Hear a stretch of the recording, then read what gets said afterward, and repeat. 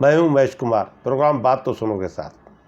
ناظرین، جیسا کہ آپ جانتے ہیں وزیر اعظم نے کل قومی اسمبلی سے اعتماد کا ووٹ لے لیا ہے اور 178 ارکان نے وزیر اعظم پر اعتماد کا اظہار کیا ہے۔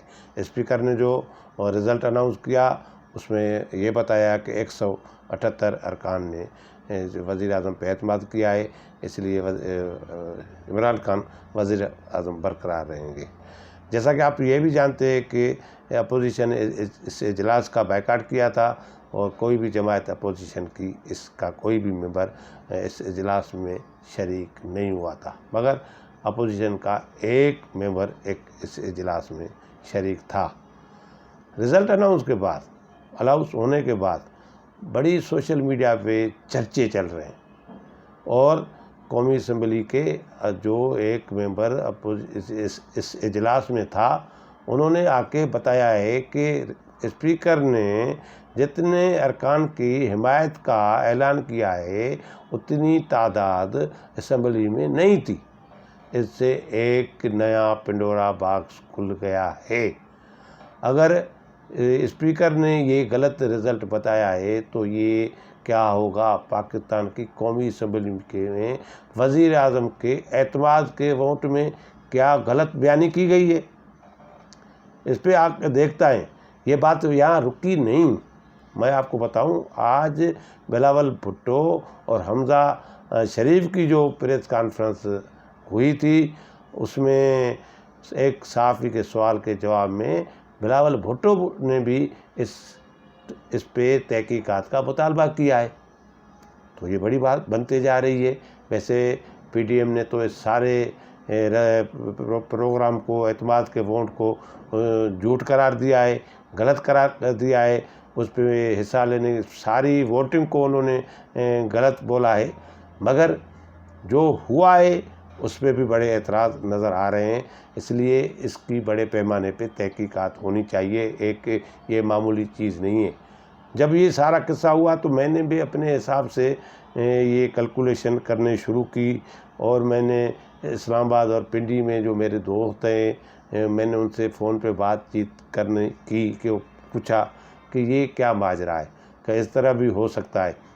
ویسے تو ایک دوست نے ایک واقعہ سنایا تو وہ مرحوم ضیاء الحق کے زمانے، عامر ضیاء الحق کے زمانے کا ہے، جب انہوں نے ریفرینڈم کرایا تھا۔ جب ریفرینڈم کرایا تھا تو اس وقت جو رزلٹ آ رہے تھے ٹی وی پہ بتایا جا رہے تھے کہ اتنے ریفرینڈم کے حق میں یہ لوگ، اتنے لوگوں نے ووٹ دیا ہے، یہ کیا ہے وہ کیا ہے، تو مرحوم ضیاء الحق کنٹرول روم میں خود گئے اور ان کو جا کے بولا بھائی یہ ایسا نہ کرو، اتنے ووٹ مجھے نہیں دلاؤ جتنی ملک کی آبادی نہیں ہو۔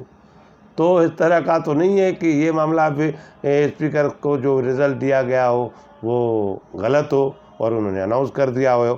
میں نے اپنے حساب سے اور لوگوں سے پوچھا جو اسلام آباد میں تھے، اور میں نے جو کیلکولیشن بتائی اور ٹی وی پہ میں نے جو فگرز دیکھے، وہ نیٹ پہ جا کے میں نے اس کی ساری فگر دیکھے تو یہ ٹی وی پہ آ رہا تھا کہ 180 ارکان ہیں حکومت کے پاس۔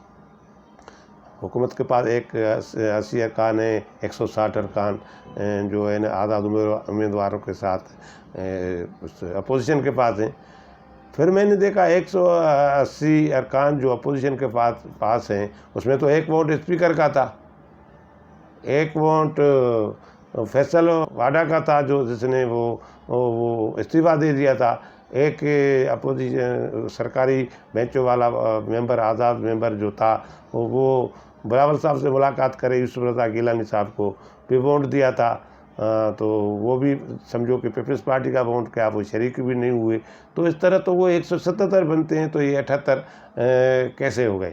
ایسے آپ کو یاد ہوگا اور یہ اسپیکر صاحب نے بھی بتایا تھا کہ جب وہ وزیر اعظم منتخب ہوئے تھے پہلی مرتبہ عمران خان صاحب، تو اس نے جب اعتماد کا ووٹ لیا تھا، جو ووٹ لیے تو 172 تھے، تو یہ اچانک 178 ووٹ بن گئے۔ یہ ایرر ہے، کمپیوٹر کی ایرر ہے، اسپیکر کی ایرر ہے، اور جو گنتی کرنے والے ان کی ایرر ہے۔